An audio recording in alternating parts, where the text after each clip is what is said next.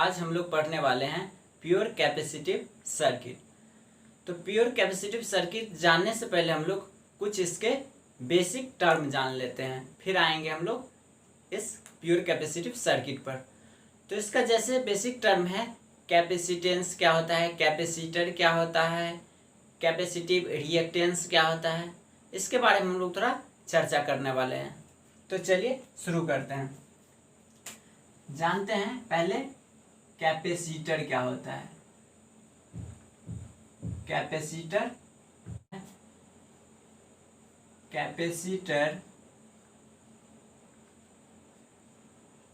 is a device that stores electrical energy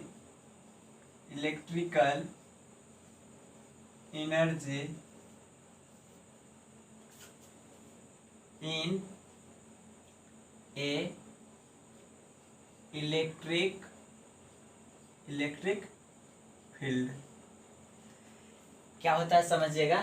capacitor जो है एक उपकरण है या उसको बोलते हैं डिवाइस है जो इन इलेक्ट्रिकल एनर्जी को स्टोर करता है कि किसमें, इलेक्ट्रिकल फील्ड में, किसमें, इलेक्ट्रिक फील्ड में इलेक्ट्रिकल एनर्जी को स्टोर करता है, जिसको बोलते हैं क्या, कैपेसिटर बोलते हैं। क्या बोलते हैं, कैपेसिटर बोलते हैं। इसको रिप्रेजेंट कैसे करते हैं, इसको रिप्रेजेंट करते हैं इस तरह से। ये क्या होता है, ये दोनों है क्या, मेटल प्लेट। इसको क्या बोलते हैं, इस दोनों को बोलते हैं, मेटल प्लेट। क्या बोलते हैं, मेटल प्लेट है। ये क्या है, मेटल प्लेट। और इसके बीच में क्या होता है, इंसुलेटिंग मटेरियल होता है। क्या होता है, इंसुलेटिंग मटेरियल, यानी अचालक पदार्थ इसमें रहता है और दोनों साइड से क्या रहता है, मेटल प्लेट रहता है। समझ गए। तो इसको क्या बोलते हैं, कैपेसिटर बोलते हैं। और ये इलेक्ट्रिकल एनर्जी को जिस एबिलिटी के कारण क्या करता है, स्टोर करता है, उसको बोलते हैं कैपेसिटेंस बोलते हैं। क्या बोलते हैं, कैपेसिटेंस। यहाँ देख रहे हैं हम लोग कि कितना टर्मिनल है, तो 2 टर्मिनल है, ठीक ना। कैपेसिटर का 2 टर्मिनल है, बीच में क्या होता है, इंसुलेटिंग मटेरियल, दोनों साइड क्या होता है, एक मेटल का, 2 मेटल का क्या होता है, प्लेट होता है। तो अब बात करते हैं कैपेसिटेंस। अगला टर्म है कैपेसिटेंस। कैपेसिटेंस क्या होता है, द एबिलिटी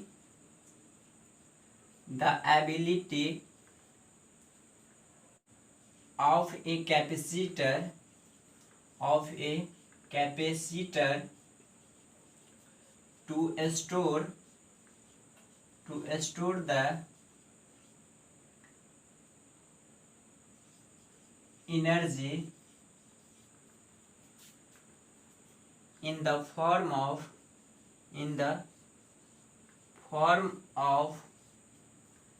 इलेक्ट्रिक चार्ज। किसके फॉर्म में, इलेक्ट्रिक चार्ज के फॉर्म में क्या करता है, अपने एनर्जी को स्टोर करता है, जिसको क्या बोलते हैं, कैपेसिटेंस बोलते हैं। क्या बोलते हैं, कैपेसिटेंस। इसको it is denoted bye C.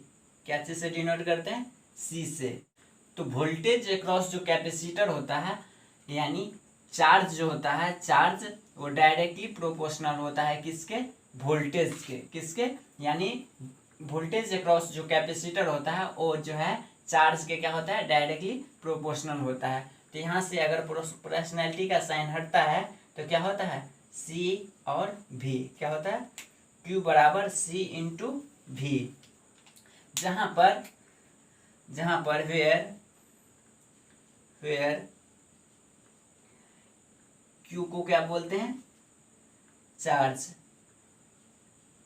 Charge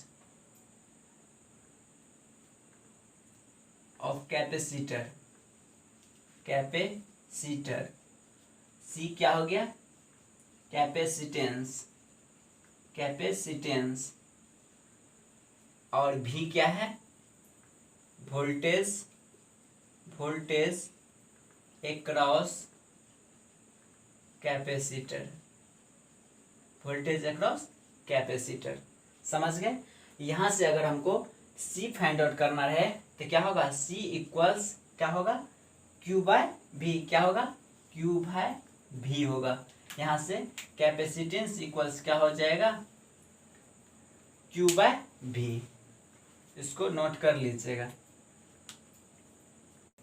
और यूनिट जो होता है, यूनिट कैपेसिटेंस का यूनिट क्या होता है, फैराड होता है। क्या होता है, फैराड होता है, जिसको लिखते हैं क्या, एफ, एफ से डिनोट करते हैं। कैपेसिटेंस का यूनिट क्या होता है, फैराड होता है, जिसको लिखते हैं एफ। और इसका अदर यूनिट भी होता है, अदर यूनिट में क्या लिखते हैं, इसको लिखते हैं माइक्रो फैराड लिखते हैं, पिको नैनो फैराड लिखते हैं, पिको फैराड लिखते हैं, इटीसी ये सब लिखते हैं। ठीक ना। तो यहाँ से माइक्रो इक्वल क्या होता है, 10⁻⁻ कितना, -6 होता है।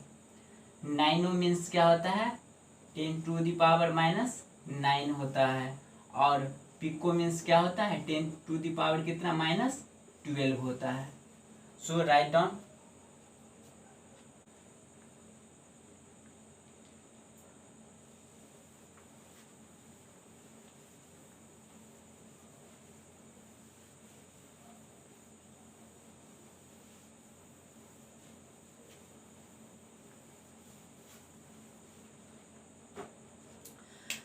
अब बात करते हैं grouping of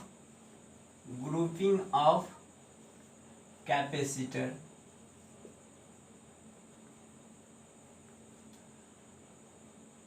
grouping of capacitor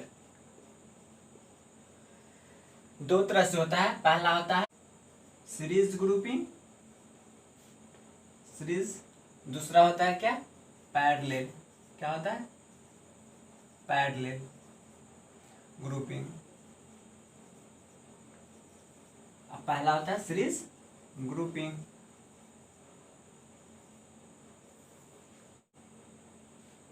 तो सीरीज ग्रुपिंग में यहां बात करते हैं। सीरीज ग्रुपिंग में क्या होगा, एक दूसरे कैपेसिटर जो होगा एक दूसरे के साथ, यानी इसमें जितने भी कैपेसिटर जुड़े होंगे सब के सब क्या होंगे, एक सीरीज में होगा। किसमें, एक सीरीज में। मान लीजिए यहाँ पर हम 3 कैपेसिटर लेते हैं। क्या लेते हैं, 3 कैपेसिटर लेते हैं। पहला का कैपेसिटेंस C1 है, दूसरा का C2 और तीसरा का C3 है। तो सीरीज के केस में इस तरह से होगा, और पैरेलल के केस में क्या होगा, मान लीजिए 3 तरह के कैपेसिटर है, एक C1 है, दूसरा C2 है, तीसरा C3 है। इसको क्या करते हैं, एक साइड और इसको दूसरे साइड क्या करते हैं, शॉर्ट कर देते हैं। ठीक ना। तो ये क्या बन जाता है, पैरेलल ग्रुपिंग में। और एक दूसरे के साथ हम आगे जोड़ते चले जाएंगे तो क्या बनेगा, सीरीज ग्रुपिंग। तो सीरीज ग्रुपिंग में क्या होता है, आप लोग जानते हैं कि पैरेलल सर्किट में क्या होता है, वोल्टेज क्या होता है, सेम होता है। क्या होता है, वोल्टेज सेम होता है। और सीरीज सर्किट में क्या होता है, करंट सेम होता है। यानी वोल्टेज क्या होता है, इसमें अलग अलग होता है, इसमें क्या होता है, वोल्टेज सेम होता है। इसके अक्रॉस, सबके अक्रॉस क्या होगा, वोल्टेज सेम होगा। तो यहाँ पर हम बात कर ले अगर पैरेलल सर्किट में, तो टोटल वोल्टेज जो होगा क्या होगा, सेम होगा। और इसमें क्या होगा, करंट यानी चार्ज अलग अलग हो जाएगा। तो यहाँ से हम लोग जानते हैं कि Q इक्वल्स जानते हैं C इंटू भी। क्या जानते हैं, C इंटू भी जानते हैं। तो यहाँ से देखिए, अगर टोटल चार्ज निकालना रहे तो क्या होगा, Q T इक्वल्स क्या होगा, इसके अक्रॉस चार्ज, यहाँ जो होगा charge Q1 plus Q2 plus Q3 हो जाएगा। तो Q बराबर हम लोग जानते हैं क्या, C टी भी। वोल्टेज जो तो सबके पास सेम, तो वोल्टेज तो सेम होगा, तो यहाँ से देखिए C1V plus C2V plus C3V हो जाएगा। तो यहाँ से देखिए V अगर कॉमन लें, V कॉमन लेंगे तो क्या हो जाएगा, V कॉमन लेंगे यहाँ से तो C1 plus C2 plus C3, V cancel हो जाएगा। तो यहाँ से देखिए टोटल कैपेसिटेंस इक्वल्स क्या हो जाएगा, C1 plus C2 plus C3। अगर इसी तरह से और पैरेलल में जुड़ता रहेगा तो और आगे इस तरह से सीधे जोड़ते चले जाएंगे, तो ये हो जाएगा क्या, ये हो गया पैरेलल ग्रुपिंग में। यानी यहाँ पर हम तीन तरह के कैपेसिटर लिए हैं, तीन कैपेसिटर लिए हैं, तो इसको अगर पैरेलल ग्रुपिंग करते हैं तो क्या होंगे, इसको इंडिविजुअली क्या करते हैं, जोड़ देते हैं, तो क्या निकल जाता है, टोटल कैपेसिटेंस निकल जाता है। यहाँ पर देखिए, यहाँ पर क्या होगा, वोल्टेज अलग अलग हो जाएगा। यानी सीरीज सर्किट में क्या होता है, वोल्टेज डिवाइडेड होता है और क्या होता है, करंट सेम होता है। ये अगर टोटल वोल्टेज निकालना रहे तो क्या होगा, इसके अक्रॉस वोल्टेज, इसके अक्रॉस वोल्टेज और इसके अक्रॉस वोल्टेज को क्या करेंगे, ऐड करना होगा। तो क्या होगा, V1 plus V2 plus V3 हो जाएगा।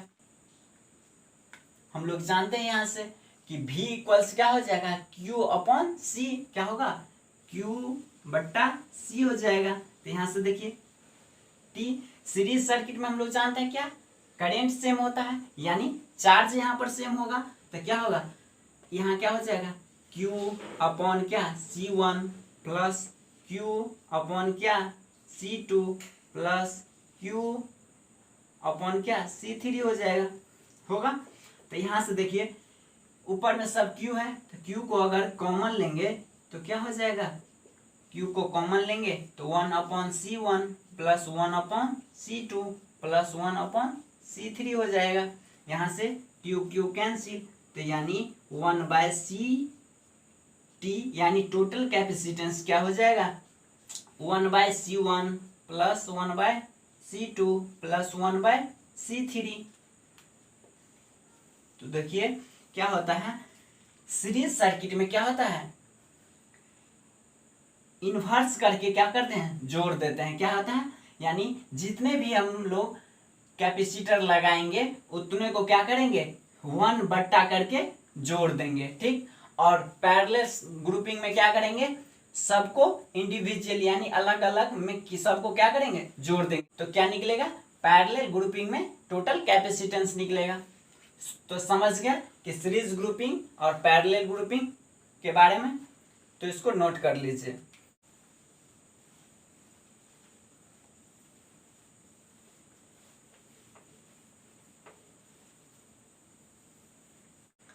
अब है कैपेसिटिव रिएक्टेंस, कैपेसिटिव रिएक्टेंस।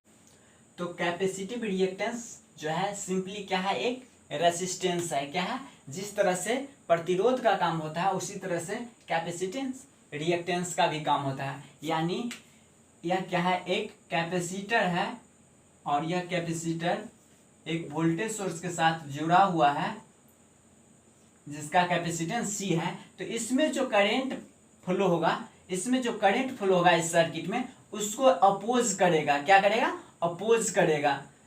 किसके द्वारा अपोजिशन होगा, कैपेसिटर के द्वारा। तो इसको क्या बोलेंगे, कैपेसिटिव रिएक्टेंस। यानी जो अपोजिशन ऑफर्ड करता है उसको क्या बोलते हैं, कैपेसिटिव रिएक्टेंस बोलते हैं, जिसको डिनोट करते हैं क्या चीज से, XC से डिनोट करते हैं। क्या चीज से, XC से। तो यहां से हम लोग डिफिनेशन लिखेंगे, the opposition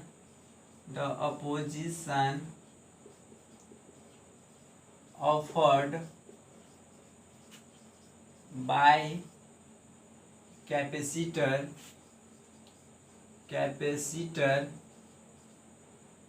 to flow of electric current in any circuit,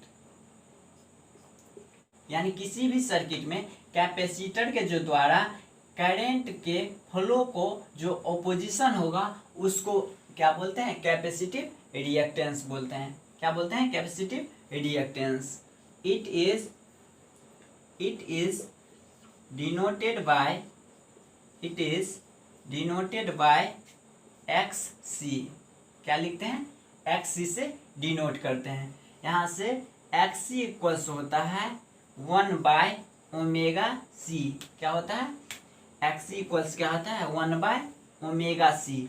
और ओमेगा-c को लिखते हैं 2πfc लिखते हैं। क्या लिखते हैं?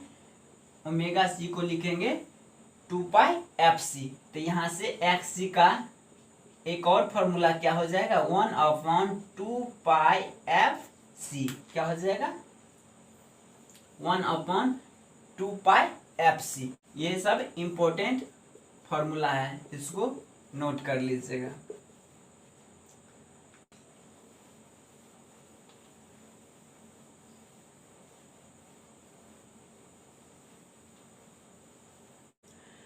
अब आते हैं प्योरली कैपेसिटिव सर्किट, यानी वैसा सर्किट जिसमें केवल और केवल क्या है? कैपेसिटर ही लगा होता है, उसको क्या बोलते हैं? Pure capacitive circuit. यानी उसमें ना ही रेजिस्टेंस होगा ना ही उसमें इंडक्टेंस होगा, ओनली फॉर क्या होगा?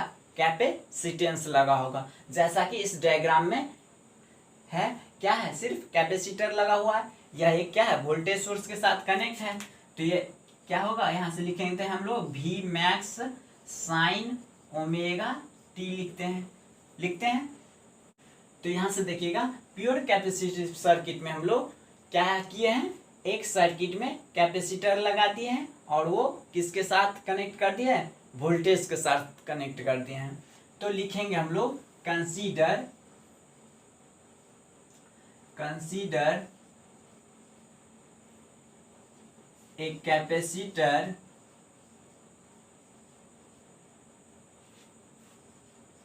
whose capacitance C, जिसका कैपेसिटेंस क्या है? C, connected to an alternating voltage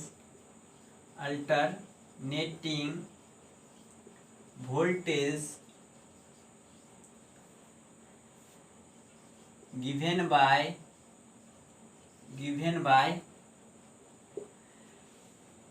V equals V max sin omega T. किसके साथ कनेक्ट है? वोल्टेज सोर्स के साथ V M sine omega T के साथ कनेक्ट है। यहाँ तक लिख लिए जो इस डायग्राम में था। अब हम लोग जानते हैं कि वोल्टेज अक्रॉस कैपेसिटर क्या होगा। वोल्टेज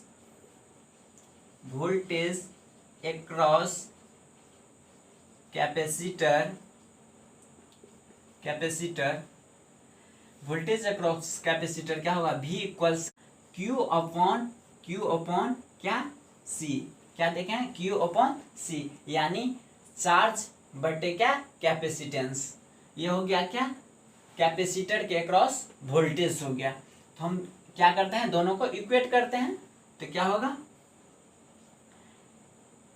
Q बट्टा C इक्वल्स क्या हो जाएगा? VM साइन ओमेगा टी हो जाएगा। ठीक, यहाँ से देखिएगा Q इक्वल्स क्या होगा? VM, C को यहाँ लिखेंगे तो क्या होगा? मल्टीप्लाई C में हो जाएगा साइन ओमेगा टी होगा। तो देखिए यहाँ पर क्या है? चार्ज है और हमको लाना है क्या? किसमें? करंट के फॉर्म में लाना है। किसमें? करंट के फॉर्म में लाना है। तो क्या करना होगा? डिफरेंशिएट करना होगा। तो क्या लिखेंगे? Differentiating both side. तो क्या होगा? dq by dt। इसको डिफरेंशिएट करेंगे तो ये होगा, और इसको dVmc sine omega T upon में क्या हो जाएगा डी टी होगा। यहाँ से देखिए क्या होगा d q by d t, d q by d t. और देखिए ये क्या है कांस्टेंट, ये भी कांस्टेंट, तो इसको तो बाहर निकाल लेंगे तो क्या होगा V M C. Sine omega T का डेरिवेटिव क्या होता है, साइन का क्या होता है कॉस ओमेगा टी इंटू क्या हो जाएगा ओमेगा, इतना हो जाएगा। तो यहाँ से देखिए अगर हम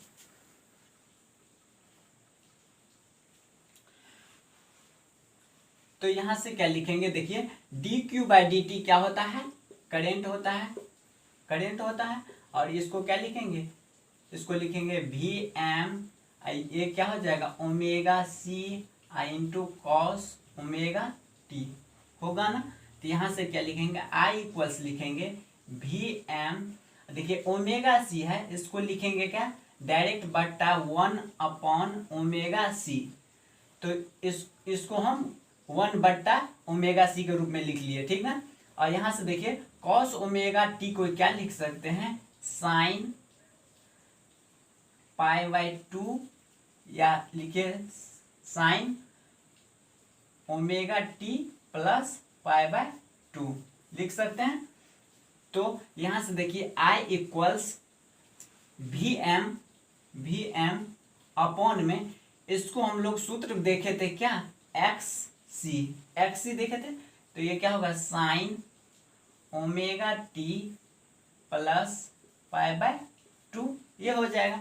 यहाँ से देखिए वोल्टेज बटे क्या है ये एक प्रकार का रेसिस्टेंस है, तब वी बाय आर क्या होता है करेंट, यहाँ पर मैक्सिमम है तो क्या होगा मैक्सिमम करेंट। तो यहाँ से क्या होगा I equals I maximum into sine omega T plus क्या होगा पाई बाय 2 होगा ना। तो यहाँ से क्या निकल गया I equals I max sine omega T plus pi by 2। तो यहाँ से निकल गया क्या करेंट का वैल्यू निकल गया और वोल्टेज का वैल्यू क्या दिया हुआ है V M sine omega T. तो देखिए वोल्टेज और करंट का यहाँ पर वैल्यू दिया हुआ है। तो यहाँ से देखिए फेज डिफरेंस क्या हो जाएगा, फेज डिफरेंस कितना, देखिए omega T plus pi by 2 minus omega T, तो क्या बचेगा पाई बाय 2। तो फेज डिफरेंस क्या हो गया पाई बाय 2 से। तो देखिए ओमेगा टी से कितना ज्यादा है, मतलब पाई बाय 2 आगे है, यानी आगे का मीन्स क्या कि करंट जो है लीड कर रहा है और वोल्टेज क्या है लैग कर रहा है, यानी वोल्टेज से करंट लीड कर रहा है और करंट से वोल्टेज क्या है लैग कर रहा है। तो आइए इसको हम वेव डायग्राम बनाते हैं।